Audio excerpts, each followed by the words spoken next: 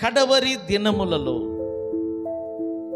దినములలో అనగా అంత్య దినములు అని కూడా చెప్పవచ్చు.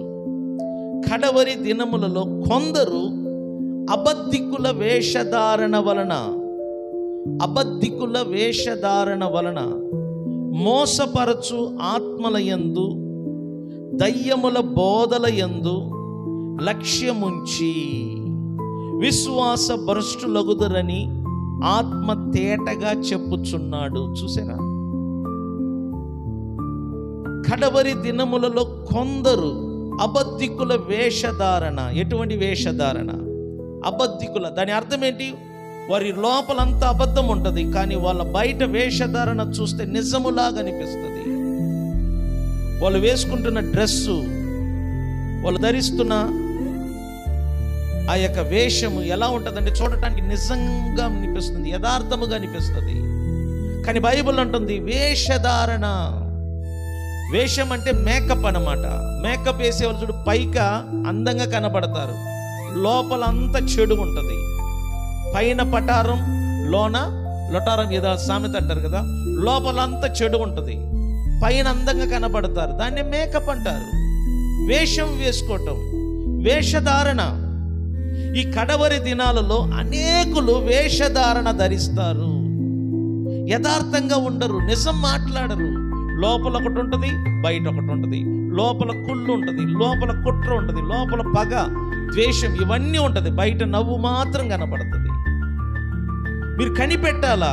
కడవరి దినములలో కొందరు అబద్ధికుల వేషధారణ వలన మోసపరచు ఆత్మలయందు దయ్యముల బోధయందు. చూడు, బోధ, దయ్యముల బోధ ఉంది, దేవుని వలన కలిగే బోధన ఉంది. అంటే రకరకాలైన బోధనలు ఈ చివరి రోజుల్లో వస్తున్నాయి.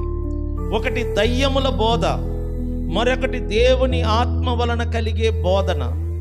బైబిల్ చదవకపోతే మనము దేవుని వలన కలిగే బోధన ఏది, దయ్యముల వలన కలిగే బోధన ఏది, ఈ రెండిటికి మధ్య తేడా తెలియక విశ్వాసులు మోసపోతారు, విశ్వాసులు భ్రష్టులుగా మారుతారు, విశ్వాసులు దేవునికి దూరం అవుతారు. కాబట్టి నేను చెప్తున్నాను, అర్థం చేసుకోండి.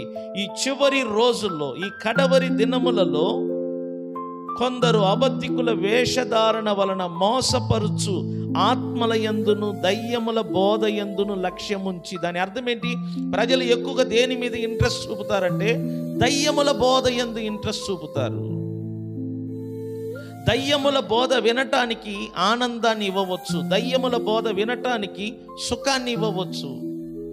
కాబట్టి ప్రజలందరూ ఈ కడవరి కాలములలో దయ్యముల బోధ యందు లక్ష్యముంచి దేవునికి దూరం అయ్యే రోజులు ఇటువంటి రోజుల్లో మనం జీవిస్తున్నాం. మీరు బైబిల్ చూడండి, దయ్యముల బోధ యందును లక్ష్యముంచి. దేని మీద లక్ష్యం ఉంచుతారంట? లక్ష్యం ఉంచటం అంటే ఫోకస్ చేయటం. దయ్యముల బోధ యందు అనేకులు లక్ష్యముంచి విశ్వాస భ్రష్టులగుదురు. చూసారా? విశ్వాస భ్రష్టులగుదురు అని పరిశుద్ధాత్మ తేటగా చెప్పుచున్నాడు. అది మనం ఈ రోజుల్లో మనం ఎక్కువ మందిని చూస్తున్నాం.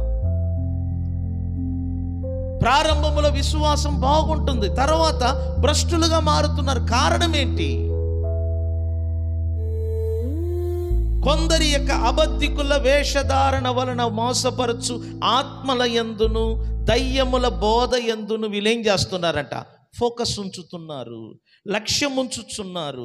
అందువలన వీరు విశ్వాస భ్రష్టులుగా మారిపోతున్నారు, విశ్వాస భ్రష్టులుగా మారిపోతున్నారు.